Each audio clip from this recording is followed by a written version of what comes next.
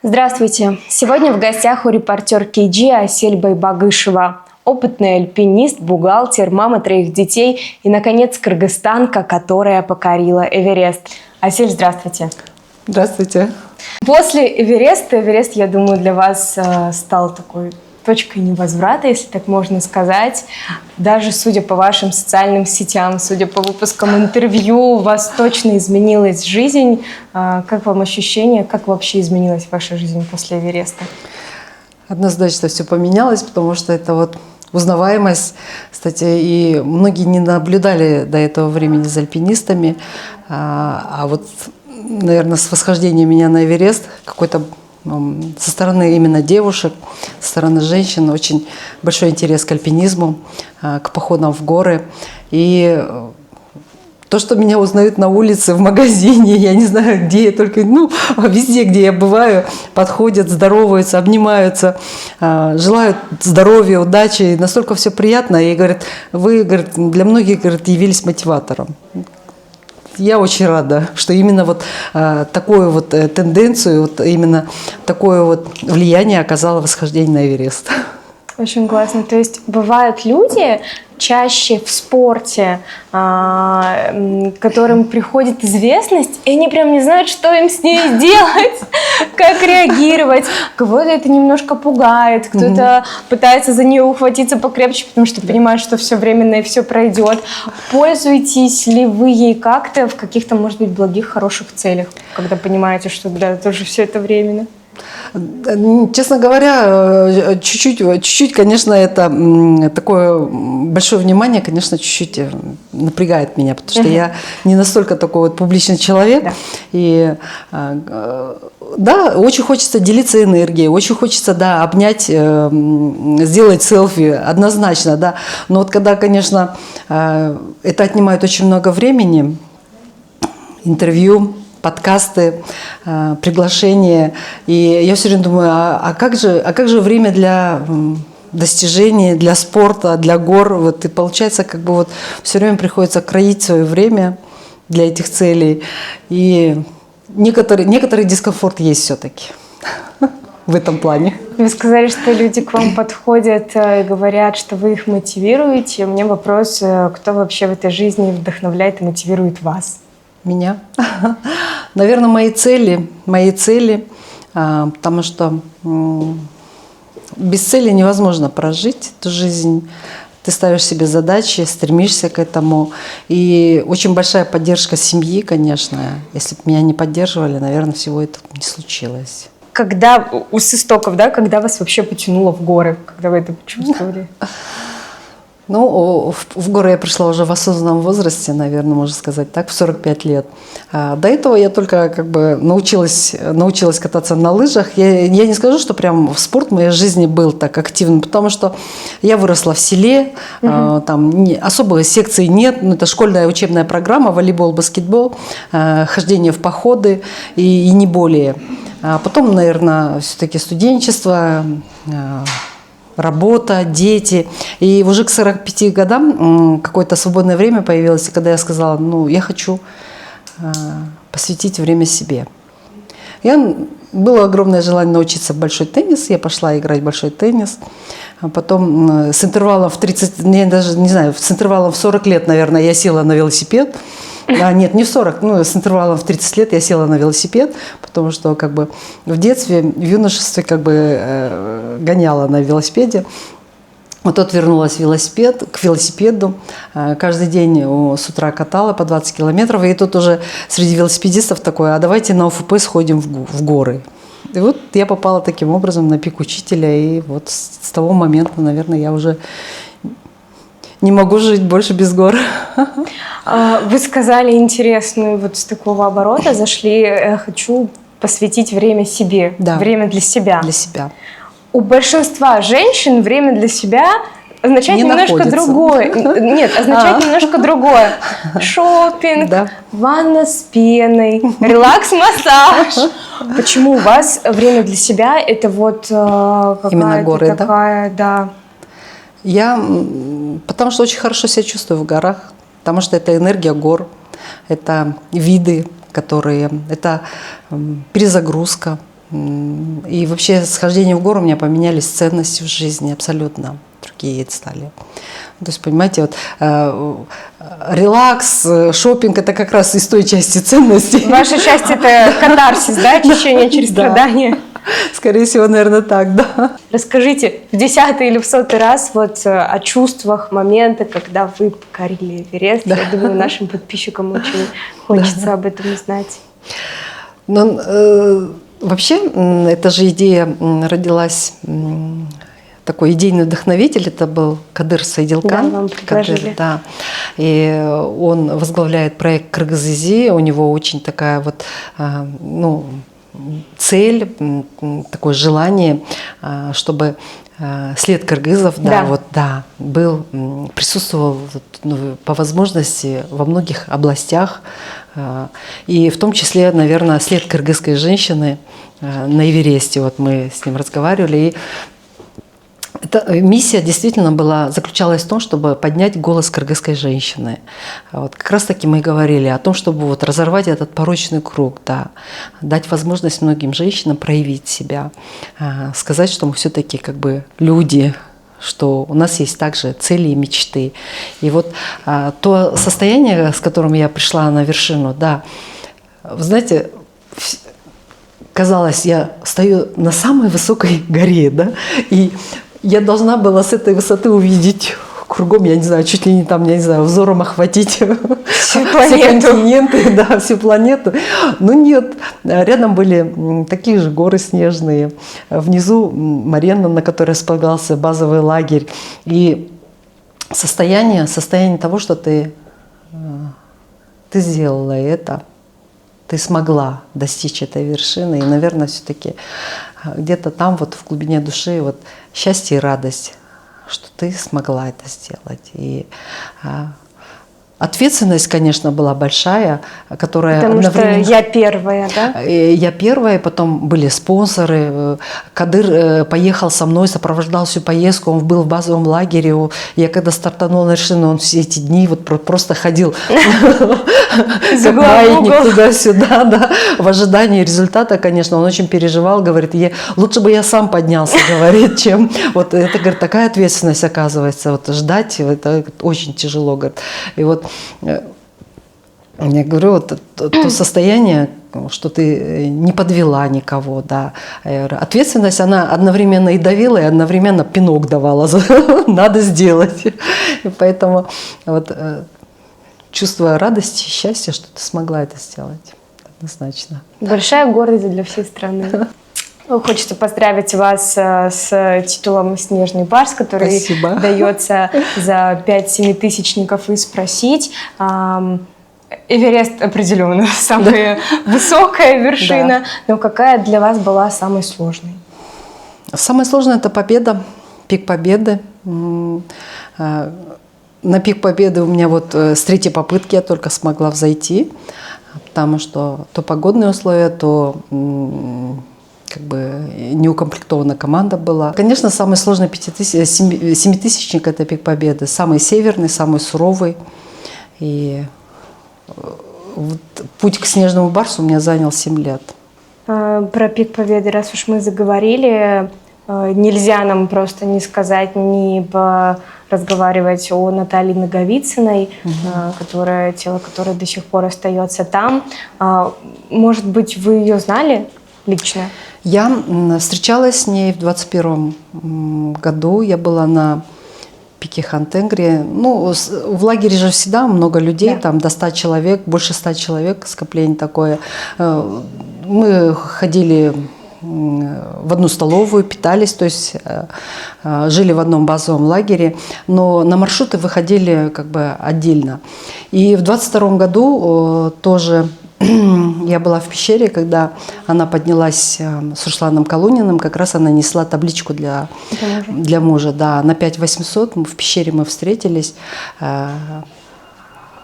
Они пошли вверх, мы пошли вниз. И вот она как раз установила в этот год, в 2022 году, табличку и поднялась на вершину Хантенгри. В 2024 году она тоже была в базовом лагере Нильчека. Мы уходили на пик Победы. Она нас провожала. Вот сказать, чтобы я ее прям так близко знала, нет, конечно, да. Я просто знала, что она там есть, что она вот тут. Как вы, человек, который был на этой горе дважды, да, не смог подняться на третий раз, у вас получилось? Как вы переживали эту ситуацию? Историю с Натальей? Да. Вы знаете, я говорю, это вообще очень, конечно, тяжело и больно осознавать, что люди погибают на этих горах.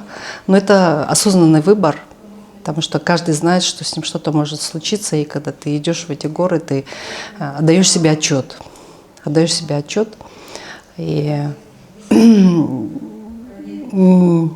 не будучи вот в этой ситуации, рядом с ней очень сложно как-то сказать, оценивать ситуацию или делать какие-то выводы. Очень сложно, конечно, потому что ты там не находился, и что там происходило на самом деле, это сложно рассказать. Но, конечно, чтобы такого не происходило, нужно максимально, наверное, готовиться, быть подготовленным, наверное, идти в какой-то профессиональной команде, потому что в 2024 году у нас была команда из 17 человек. И мы прям друг друга отслеживали. На победе. Да, на победе, да. Мы друг друга отслеживали, мы ставили места ночевок все одновременно в одном месте. То есть и такая командная работа была. Кто у нас стартует впереди, кто у нас замыкающий, какие веревки мы протягиваем на маршруте. То есть это было настолько оговорено, и как-то вот сложилось так, что вот мы в один день, 8 августа, все 17 человек поднялись на вершину. И все спустились благополучно. Это вот прям настолько Слава такой Богу. показательный момент. И поэтому, конечно, на такие горы нужно ходить, наверное, с командой. Победа – сложный, опасный пик. Очень статистика пугает. Да. И Наталья не первая, кто вот именно в таких ситуациях с какой-то травмой там остался.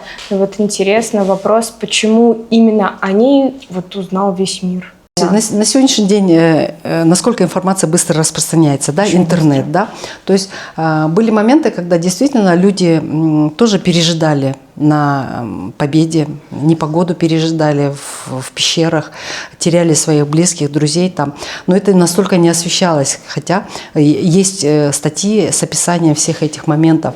В 2023 году у нас 4 человека одновременно, прям просто вот лавина сошла, и они погибли, 4 человека. И в тот год только 2 смогли подняться на вершину и спуститься. В 2022 году вообще никто не взошел на победу. 0 восхождений было. И просто, я не знаю, наверное, та ситуация, что именно она оказалась живая на протяжении, там, я не знаю, какого-то периода, вот да, и что снимали дроном, показывали все это. Возможно, и это как бы сдетонировало, и было такое вот широкое освещение этой ситуации. На самом деле, если бы она сорвалась бы, так же, как и иранские, да, альпинисты там, то есть, просто констатировали бы факты, все, и больше ничего бы не произошло. А на самом деле, как бы вот из-за того, что она там все-таки находилась определенное время, это был интерес. Все люди переживали, конечно, естественно, переживали. Все спасатели старались дойти до нее, подняться, организовывали спасработы. У нас есть ответственный за безопасность Греков Дмитрий Михайлович. Он максимально прикладывает все усилия для успешного завершения таких операций. И я тоже была акклиматизирована на момент возвращения с Таджикистана. Я тоже заявилась, я написала Дмитрию Михайловичу, говорю, если есть необходимость моего присутствия, если необходимы люди для спасательной работы, я готова, я акклиматизирована, я готова выехать. Это еще когда сезон не закончился? Нет, сезон не закончился, я написала, вот как 12 августа это произошло, я написала вот именно после падения вертолета. Я прям сразу написала, говорю, если необходимость есть, выехать я готова. Мы видели новости о том, что правительство хочет уже на уровне закона взимать как бы и штрафы, и восполнение, да, средств, которых были потрачены на спасение альпинистов. Что вы думаете по этому поводу? И вот то, что сына Наговицыной тоже запросили. Вообще все альпинисты прибывают со страховкой. Со страховкой, когда превышает вот страховку. Превышение страховки. Я думаю, ну, если бы государство будет взимать плату, это будет фонд какой-то. Я не думаю, что таких ситуаций будет очень много. То есть каждый альпинист, который пойдет на семитысячник, он внесет в этот фонд средства. Такая же схема, как страховки. Да? То есть все страхуются, но несчастных случаев, ну, один на какой-то случай бывает. Да. Точно такая же, наверное, ситуация будет и здесь. Я думаю, это будет формироваться фонд, из которого будут тратиться эти средства на спасение. Но вообще идея неплохая, потому что каждый альпинист может потом рассчитывать, допустим, на свое спасение. Но прежде чем что, ну, наверное, скорее всего, надо говорить так, чтобы каждый альпинист должен задуматься над тем, чтобы не создать такую ситуацию. У Наговицыной во время того, как она застряла на пике, особенно после того, как разбился вертолет и пострадал спасатель, нахлынула волна хейта большого о том, что у нее была травма. Вот она же знала, столько людей под опасность, и про итальянцев, и про иранцев. Что вы думаете по этому поводу? Почему вообще люди, которых совсем это, казалось бы, не касается, вот так были озлоблены на нее, считали, что она безответственна, и вообще альпинистам-то досталось, говорили, что они туда все лезут. Ну, человек, зная, что у него есть травма, наверное, надо было пересмотреть свои планы на это лето. Я считаю так. То есть, если трезво рассуждать, надо было так сделать, потому что ты, получается, действительно как бы безответственно поступил. Если ты, зная свои болячки, пошел на эту гору, как бы, тем более такая сложная гора. Если бы это был, ну, я не знаю, другой какой-нибудь там пятитысячник, шеститысячник, а это все-таки победа. Я не знаю, надо. К победе люди готовятся, знаете, годами. Годами. Да, годами. У многих людей есть 4 вершины, 4 семитысячника, а победы нет.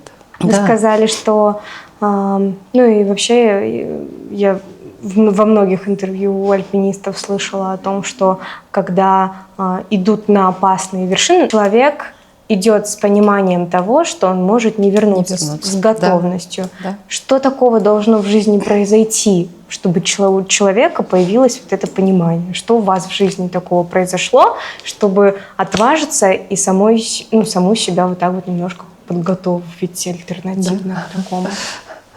Ну, когда я начала заниматься альпинизмом, я тогда только, кстати, узнала о наших семитысячниках, о том, что есть проект «Снежный барс». До этого я как-то вообще не касалась этой темы, да.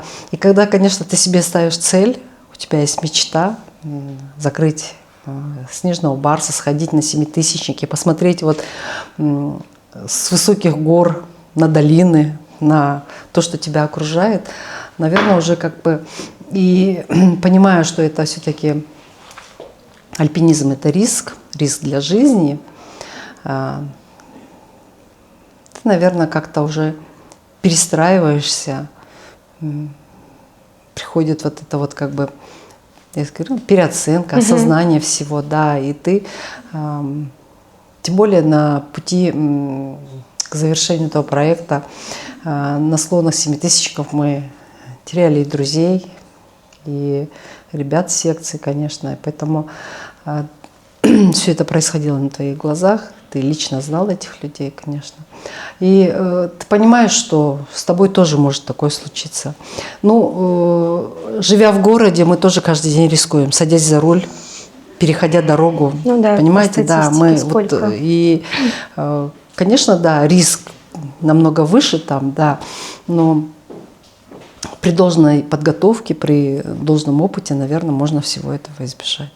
У нас всегда говорят, хороший альпинист – это, ну, пожилой альпинист, старый альпинист. Чему учит альпинизм? В моем случае, наверное, знаете, это, я уже сказала, да, переоценка ценностей, дисциплина, потом командность, наверное, доброта, сострадание, наверное, все присущие человеку горы качества. Суровые учат человеческой доброте? Да, они учат, наверное, да, доброте в плане того, что само собой Там, наверное, злым невозможно быть, потому что всегда поддержка друг друга. Я говорю, вот то, что командность очень прививается в горах. Потому что это всегда это, для меня это, многие говорят, на сегодняшний день у альпинизма там можно соло-восхождение делать, в одиночку каких-то побед достигать. Я, конечно, согласна, что есть такие результаты, но для меня все-таки альпинизм – это командный вид спорта, для меня. Что именно такие вот маршруты в команде достигаются, успехов можно достичь. Про доброту вы меня очень удивили. У меня не укладывается в голове, как человек холодный, голодный, обессиленный идет, и это его учит доброте, это удивительно. Холодный, голодный, да, и тем не менее у него находятся силы протянуть руку, налить горячий чай, поделиться, я не знаю, там, с кусочком той же конфетки, того же хлеба. Это всегда присутствует, и даже теплое слово, которое сказано человеку, тебя может побудить к тому, чтобы достичь той цели, к которой ты идешь. Просто те моменты, без которого, наверное, альпинизм не может существовать, честно говоря. Та же улыбка. Я говорю, это всегда дорого стоит в этих суровых условиях. А вот кто из тех, кто остался здесь, так скажем, на земле, да, поддерживал вас больше всех, больше всего? Вот, может быть, вы думали об этом человеке, когда совсем силы были на исходе? Вы знаете, когда идешь да, по склону горы, ты, во-первых, диалог с горой, однозначно. Как это происходит? А просто ты разговариваешь с ней, идешь, я не знаю. Для меня вот да, что вот просто там благодаришь ее. Кстати, буряты ребята у нас всегда говорят, мы задабриваем духов гор, да. Вот у меня был вопрос, я, кстати, хотела спросить. Команда нескольких же национальностей, особенно когда Эверест. Какие вот есть национальные особенности, как-то проглядывают культурные какие-то привычки вот в горах? Да. Вот как у бурятов. Да, у бурятов я была тоже удивлена, когда мы на привал останавливались, они прежде чем начать трапезу, они всегда, вскрывая пакет, делились вот тем же хлебом, конфетками, да. Я говорю, что вы делаете? Они говорят, мы задабриваем духов гор. То есть вот у них вот такая вот именно традиция. Горы, вершины, которые вы покоряли, отличаются ли они энергетикой? Каждая гора особенная по-своему. Каждая. Для меня абсолютно вот. И сколько бы раз я не приезжала, я каждый раз вот прям ловлю себя на том, что я прям восхищаюсь, несмотря на то, что я вижу эту гору уже какой раз, да. Все равно они каждый раз разные. И у каждой горы свой характер. Каждая гора воспринимается в ассоциации с кем-то или с чем-то. Как вообще, интересно. Да, для меня вот так вот. А поделитесь примерами. Я говорю, мы же говорим, что вот Пик Ленин – это как дедушка. Победа для меня – это такой вот батыр, такой знаете, полный сил, такой вот прям батыр. Не подпускающий, да, к себе. Хантенгри для меня вот именно такая нежная, гибкая девушка. Как я не знаю, для меня вот такая ассоциация. А визуально как-то склон напоминает? Почему нежная? Хантенгри очень красивая гора. Это вот пирамидальная такая, вот именно с четкими такими гранями, да. Не знаю, для меня почему-то вот она кажется, хотя это очень суровая гора, а для меня вот она вот прям такая вот как такая, вот именно за счет изгибов, за счет грани, наверное, больше. Там четкость такая и вот больше такой вот. Эверест? И тут ощущение было такое, что вот все кругом ничто по сравнению вот с этой высотой. Для меня вот такая ассоциация была, что вот кругом как будто равнина, и вот это вот прям... Ну да, и когда вы сказали про переоценку, да, что альпинизм учит переоценки там, смыслов и так далее, наверное, после того, как человек подумал, принял, что я сейчас пойду, но да, самому себе знаешь, что ты можешь не спуститься, а потом ты спустился, и все эти большие проблемы, казалось бы, которые были у тебя в жизни, стали такими маленькими. Никчемными. Вы сказали, что альпинизм учит дисциплине. есть такое устойчивое понятие, что дисциплина, такое вот качество, как дисциплина, это секрет любого успеха. Согласны ли вы с этим? Само собой, да, потому что без дисциплины, наверное, невозможно достичь ничего. У нас даже были моменты, когда мы опаздывали на 5 минут на выход на маршрут. Нас разворачивали и говорили: все, все. Ничего себе. Да. Очень строго. Ну да, потому что опоздали здесь, опоздали там. То есть на каждом этапе есть какой-то тайм-лимит, да, и не уложились там, допустим, на этом интервале. Уже следующий интервал позже будет. И, соответственно, в альпинизме есть такое время старта, время возвращения, время разворота. То есть, если ты не укладываешься в эти временные отрезки, то есть, ты можешь попасть в непогоду, ты можешь остаться на маршруте в темноте. Но это безопасность. И необходимо соблюдать этот вот весь режим такой. Согласны ли вы с тем или замечали ли, что нынешнее новое поколение совсем теряет дисциплину? У них есть другие какие-то крутые качества, фантазия, энтузиазм, но дисциплину они теряют. Да. Мы даже, можно так сказать. Чем это чревато, почему так происходит? Как вы думаете? Я даже, наверное, у каждого времени, у каждого поколения свои какие-то... Сильная сторона, да? Вот советские люди, они были очень дисциплинированы, и это их спасало. Да. Но зато мы не настолько в совершенстве в технике, как наша молодежь на сегодняшний день. Те же инстаграм-странички вести нам сложно. Или столько информации сразу поглощать, как вот молодежь на сегодняшний день. Это сложно. Поэтому... В общем, ничего страшного, у всех есть свои плюсы, да? Свои плюсы. Нет, наверное, это все-таки, чуть больше минус, нежели плюс. Я считаю, так, да. Потому что пунктуальность никто не отменял, я не знаю, обязательства никто не отменял. То есть, если ты обязательно ответственный человек, с тобой будут хотеть иметь дело. А если ты опаздываешь на встречи или не выполняешь, не соблюдаешь дедлайн, то, наверное, скорее всего, ты не будешь востребован. Я так думаю. Ну, вот спорт как раз-таки это то дело, почему туда отдают детей самых малых лет, чтобы даже не столько укреплить мышцы, сколько дисциплинировать. Да. Я хотела поразговаривать с вами на тему спорта. Как вы вообще оцениваете сферу спорта в нашей стране? Не, в крайние годы это настолько какой-то прорыв. Я смотрю, и очень радует, что именно мои современники, в смысле именно моего возраста, люди осуществляют какие-то несбывшиеся, наверное, мечты или, я не знаю, в силу... Вопреки возрасту. Да, вопреки возрасту, да. То есть посмотрите, восходитель на Эверест, да. То есть именно наших... Впечатляет. Да, впечатляет. Поэтому... Просто смотришь, в триатлоне сейчас очень много парней, девушек, то есть не молодежи, спорта, а именно, да, очень такой трудозатратный, посмотрите, в таком возрасте, да. Очень многие именно достигают уже в зрелом возрасте, то есть какой-то осознанный подход ко всему. И поэтому девочки наши в борьбе, да, посмотрите, да, какие, да, вообще молодчинки, да.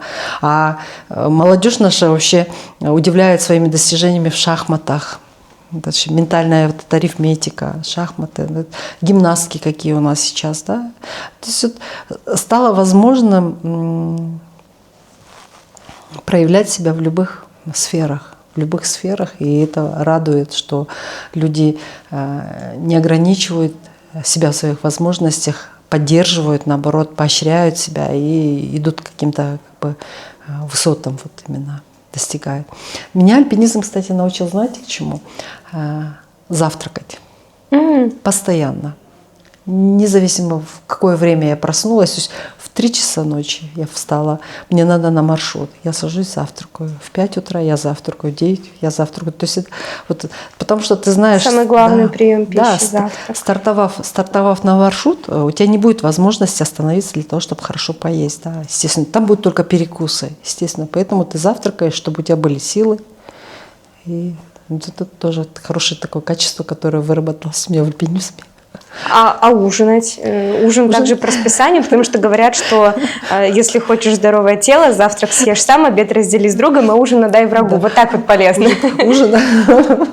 Ужин, там уже нет ограничений, потому что по мере возвращения в лагерь. Понятно. Про спорт.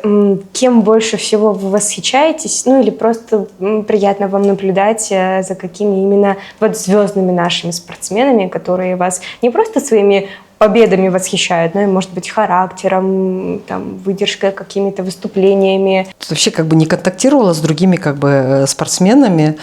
Ну вот личное знакомство с Айсулу меня, конечно, прям это самое, она меня очень удивила, насколько она сильная на ринге, вот, да, на выступлениях, и насколько она нежная. Как Хантингри, вот, да? Да. В общении, в разговоре, вот настолько прям вот, конечно, меня это удивило. И вот прям я была рада знакомству с ней. По вашему мнению, страна, государство достаточно ли поддерживает сферу спорта, достаточно ли помогает спортсменам?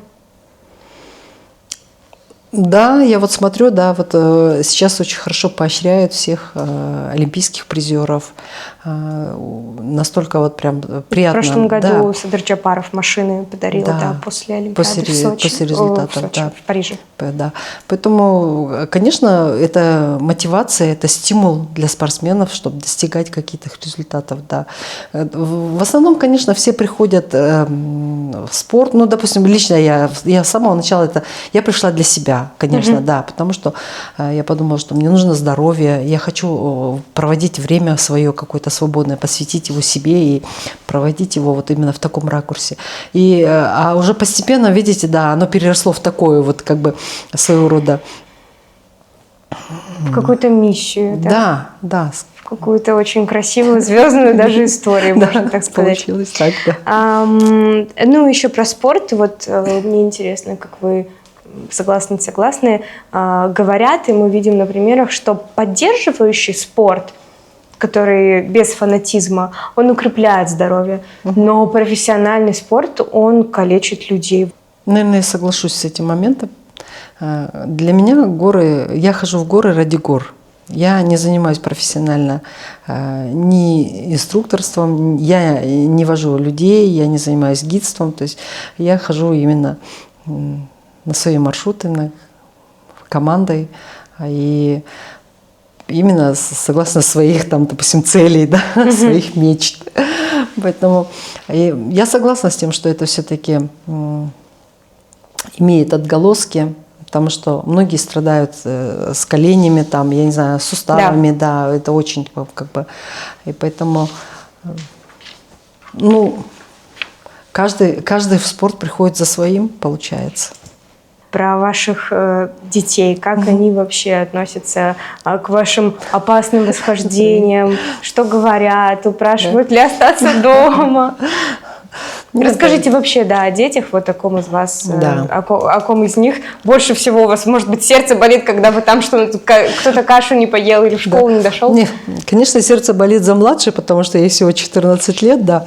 Двое других детей уже самостоятельные, и поэтому первый, кстати, кто сопротивлялся от восхождения на Эверест, это вот младшая дочь, она говорит: мам, зачем тебе? У тебя же цель сходить в семитысячники, закрыть снежного барса. Зачем тебе этот Эверест нужен?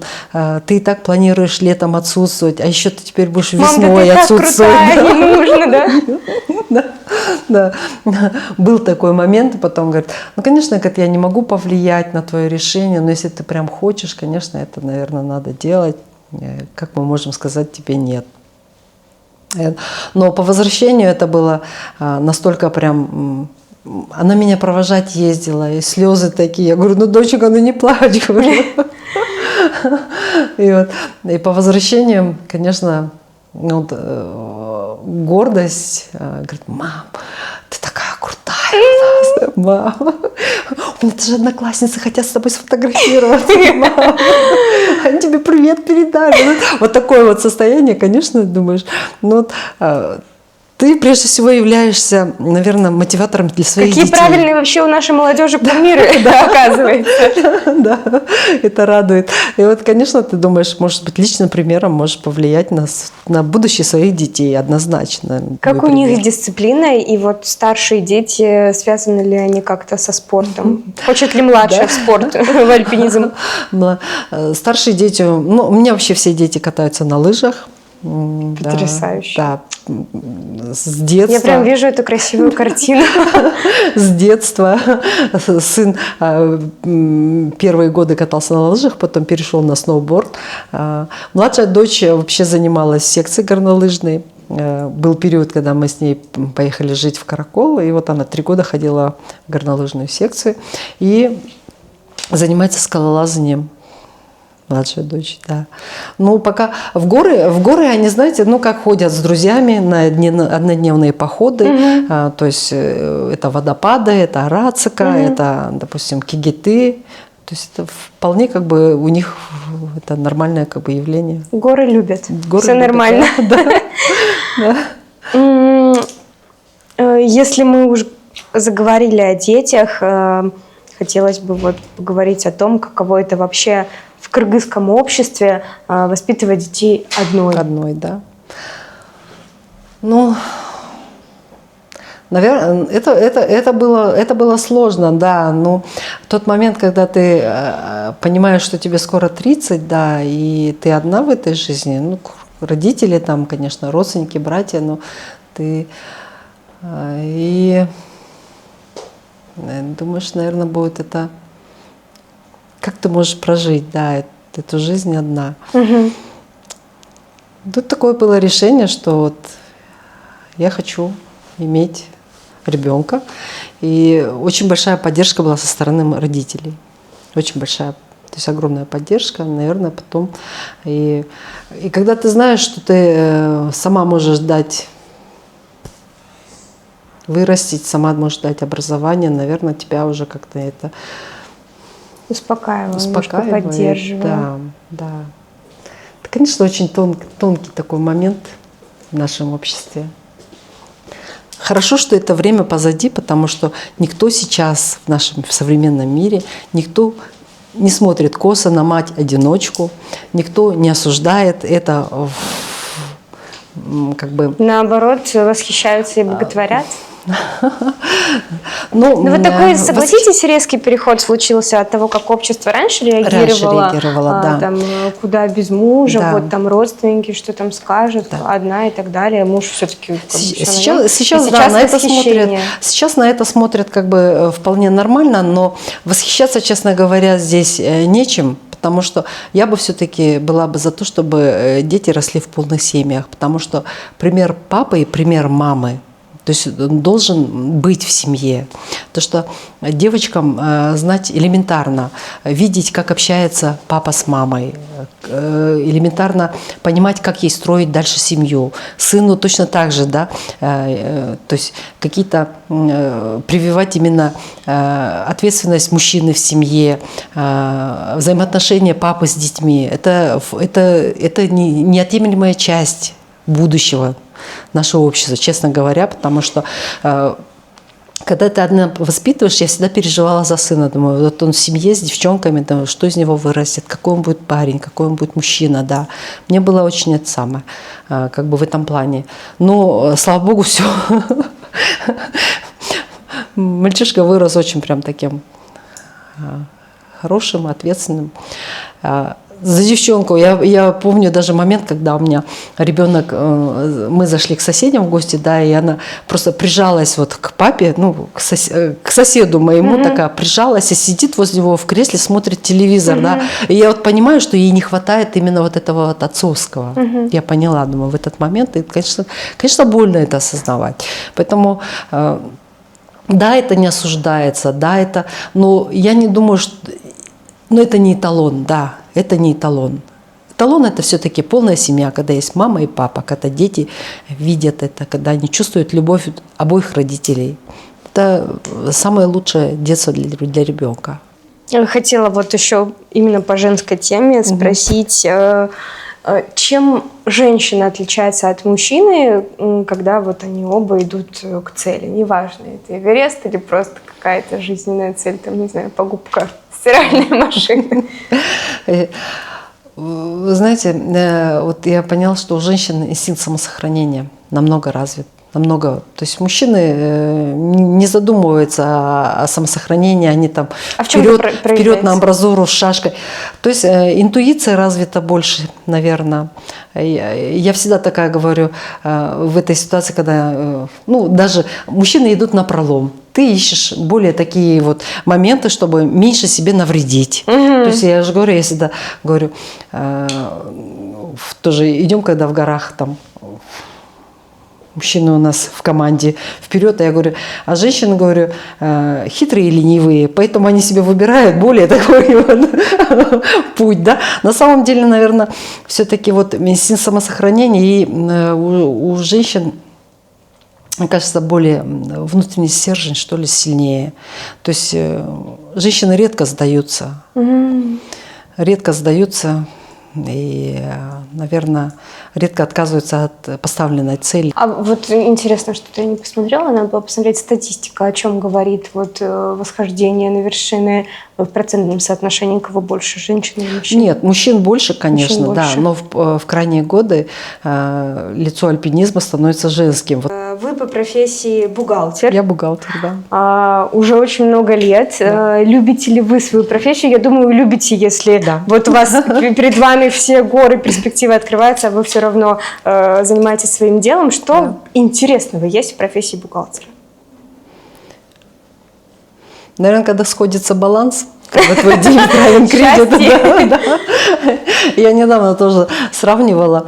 Также и в горах ты вкладываешь, да, то есть те же тренировки, покупки экипировки, там подготовка, затраты какие-то, да, и в итоге вот твой результат – это вершина, да, то есть и баланс складывается. Расскажите про показ, в котором вы участвовали, где вам шили потрясающее платье, где вы просто блестяще продефилировали на таких достаточно высоких каблуках, да, и это видео разлетелось по социальным сетям. Вот, это предложение для меня было неожиданным, я даже не ожидала, да, по возвращении с Эвереста. Вот, спонсоры, которые именно проспонсировали полностью всю поездку на Эверест, Непал, восхождение само на Эверест, NSI Development компания, они сказали, мы являемся, по-моему, официальными представителями этого показа, и мы хотим, чтобы третью часть вы открыли. И для меня это было неожиданным, я не ожидала такого вот прям. И когда мы обсуждали, я познакомилась в офисе NSI с Арзубеком, с Фанамой, да, и мы посмотрели модели, он говорит, вот, я говорю, мне бы хотелось вот такого плана платья. Хорошо, он снял с меня мерки, и мы с ним больше до показа не встречались. И я думаю, что же это будет, как это будет выглядеть, я даже не примерила. Я переживала, только фасон, конечно. Вы примерно только, да, только я фасон выбрала, и все. И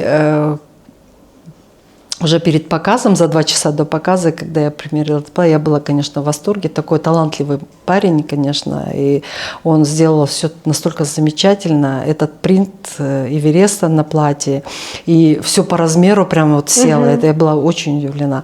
Ну, а то, что я по подиуму прошла, это, конечно, для меня было испытание вообще очень большое, потому что я переживала, как бы не упасть на этих каблуках.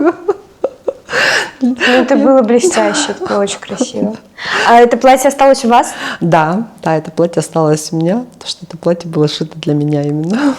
Были ли планы еще куда-нибудь его надеть? Я даже не знаю, куда его одеть. А вообще в жизни платье носите? Да, очень редко. Какие-то, по торжественным, да, случаям? Да, в основном, да, по торжественным мероприятиям. Вы на Эверест взяли с собой книжку, вам подарили, я знаю, Эленор Портер «Полиана вырастает». И у вас есть видео в Инстаграм, где вы очень эмоционально рассказываете о ней, о том, что она вас научила радоваться, правильно? Да. Вот немножко об этом. В этой жизни же все относительно, да. И вот эта девочка радовалась таким мелочам, то есть даже элементарно, но вот, допустим, я не знаю, там даже такие примеры, как она давала надежду больным, она хотела получить в подарок куклу, а ей подарили что-то, я не помню там, что было. То есть не кукла, но она говорит, ну хорошо, что хоть этот предмет, то есть, допустим, я не помню, там, о чем она описывает, но в любом случае это хорошо. То есть она всегда во всех ситуациях находила положительные, позитивные моменты. Да. И вот девочка, она большому количеству людей помогла именно своим взглядом, то есть радоваться элементарным вещам. Самым простым вещам. Женщины в нашей стране смотрят сериалы про каких-то других героинь, смотрят новости, смотрят на вас, покорившую Эверест, и очень-очень мечтают где-нибудь в чем-нибудь проявиться, вот что-нибудь такое сделать, чтобы о них заговорили, или чтобы просто выйти из какого-то вот замкнутого круга. Я сейчас говорю больше вот о тех массах. Ну, Бишкек у нас развивается, и слава богу, здесь женщины все перспективные, успешные, но вот, допустим, в регионах женщины, правда, живут жизнью, что они смотрят вот так в телевизор на такие примеры и живые, и выдуманные, вот. Но вот в этом кругу их оставляет, я не знаю, опять же, менталитет, опять же, дети, да. Быт. Что бы вот вы сказали им, посоветовали? Ты же все это делаешь для себя. Да. И когда ты вот попадаешь вот именно когда в то состояние, когда тебе хорошо, когда у тебя на душе стабильно, когда ты сама себе нравишься, да, занимаясь этим делом, да. Вот состояние покоя, да, когда тебя не бросает там, допустим, из стороны в сторону в своих мыслях, в твоих действиях. Наверное, как сделать к этому шаг вот из этого круга замкнутого?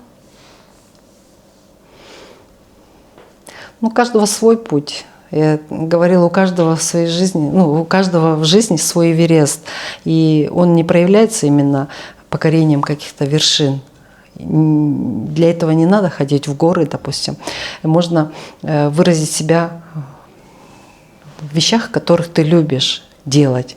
Не знаю, там, у нас очень много сейчас рукодельниц, которые занимаются хендмейдом, да, правильно, да? Не знаю, пекут, шьют шикарно.